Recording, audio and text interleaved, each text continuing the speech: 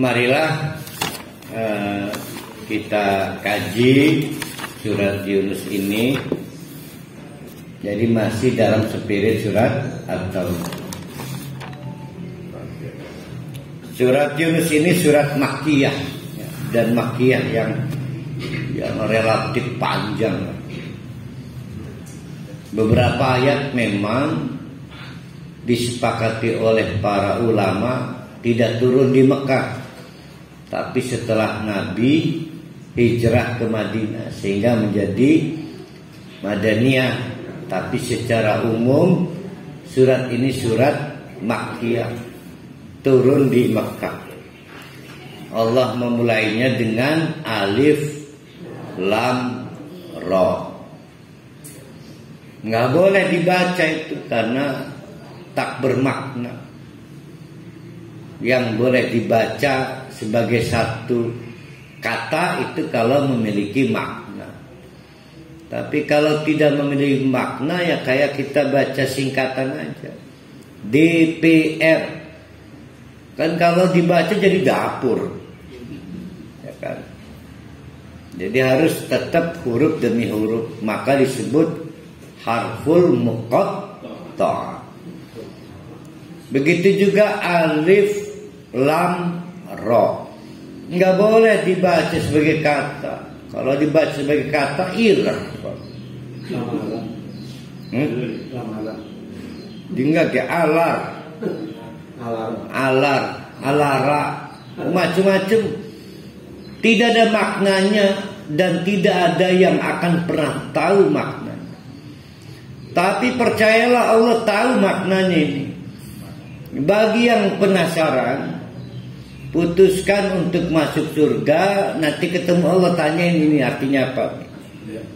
Ya, bagi yang penasaran, temui Allah nanti di surga, tanyakan, ya Allah artinya alif lam mim sajane apa? Sebenarnya apa? Ya sin sebenarnya apa? Alif lam ra sebenarnya apa?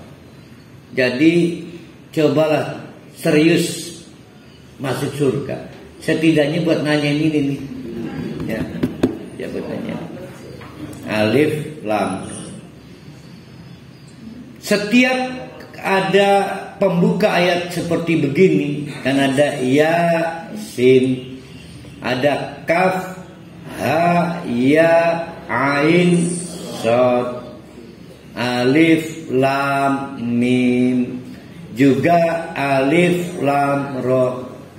Pasti bicara soal kehebatan Al-Quran. Pasti. Nah, termasuk surat Yunus ini dibuka dengan alif lam ra. Allah ingin menegaskan tilka ayatul kitabil hakim. Itu loh ayat-ayat yang dicatatkan Al-Hakim. Biasa diartikan apa di situ Al-Hakim? Al-Hakim itu 4 arti. Yang pertama Al-Mubayyin, menjelaskan secara tuntas. Nggak ada yang nggak tuntas dijelaskan Al-Hakim.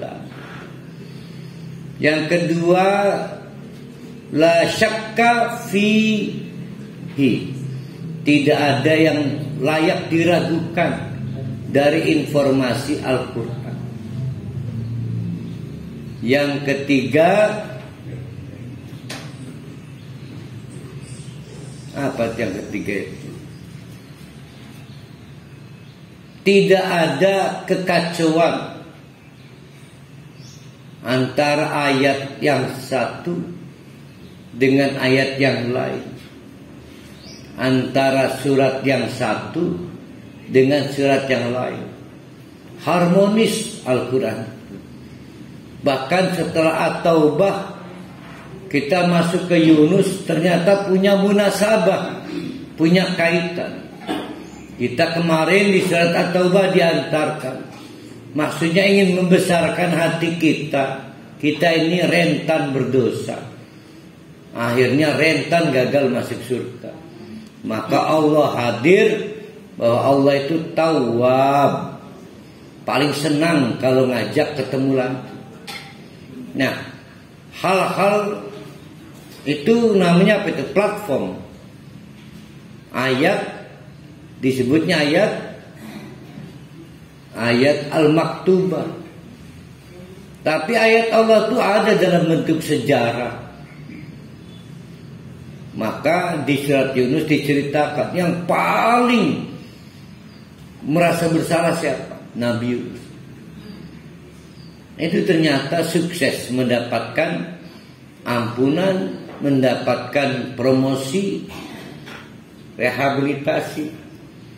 Jadi jangan merasa paling berdosa sehingga kemudian tidak layak mendapatkan ampunan. Karena ada yang lebih buruk dari kita. Yang paling buruk itu tidak minta ampunan. Ya.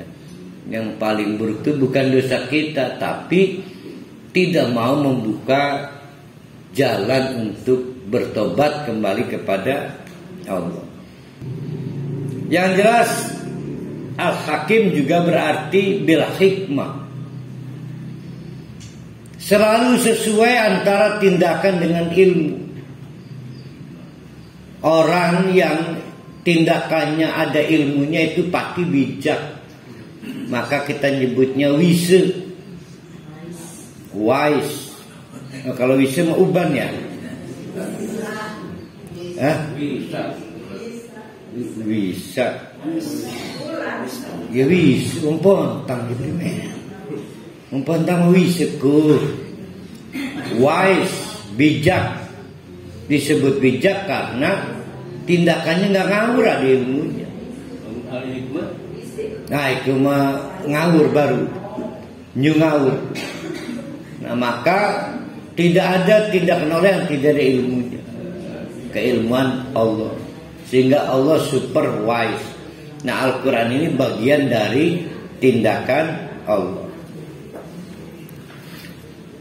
Berawal dari situasi yang dihadapi Nabi Muhammad. Sudah hampir 10 tahunan situasi masyarakat Quraisy tidak banyak berubah. Terus menerus memframing Nabi Muhammad.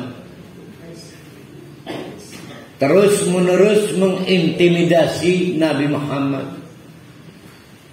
Terus menerus membuli Nabi Muhammad bersama para sahabat. Kalau saja Allah tidak mengingatkan kisah Nabi Yunus, maka Nabi Muhammad terpancing marah juga. Yang paling menyakitkan Nabi Muhammad adalah kampanye yang dilakukan Abu Jahal dan Abu Lahab bahwa Allah salah pilih, mestinya bukan Muhammad. Artinya Muhammad tuh nggak kompeten jadi nabi. Allah tuh salah pilih. Aneh tindakan Allah ini. Orang kayak gitu kok diutus jadi nabi. Emang kudune siapa? Jadi maunya orang-orang Quraisy, musyrikin Quraisy itu yang disebut dengan messenger, utusan Allah itu yang punya wow efek wow, mungkin karena adidaya bisa macam-macam. Kata mereka malaikat sehebat. Diilustrasikan oleh mereka, malaikat itu bersayap. Dengan sayap itu dia bisa melakukan tindakan traveling tanpa hambatan. Ah, itu baru hebat itu. Lah Muhammad mah sama aja dengan saya. Hujan batal berangkat, bukan kudanan. Panas memilih mengkubiras rada senja karena panas. Terus butuh kendaraan, maka butuh ribet lah. Ajaban, tidak lucu Allah ini, ajaban. Kagum amat ya. Kenapa harus Muhammad itu menyakitkan buat Muhammad? Ya, sehingga hikmahnya Allah menceritakan kisah Nabi Yunus itu untuk menjadi cermin. Ya, apakah kamu akan mengulangi lubang yang sama yang pernah dilakukan oleh Nabi Yunus? Jadi walaupun namanya berbeda, ada Nabi Yunus, Nabi Yusuf, Nabi Ibrahim, Nabi Isa dan lain sebagainya, maka perasaan satu nabinya sama. Sama dengan sesama biskota, tidak boleh saling menyalip dan mendahului. Maka kesalahan yang dilakukan Nabi sebelumnya nggak boleh dilakukan oleh Nabi berikutnya, termasuk Nabi Muhammad. Itu akan sama dengan jatuh ke lubang yang sama.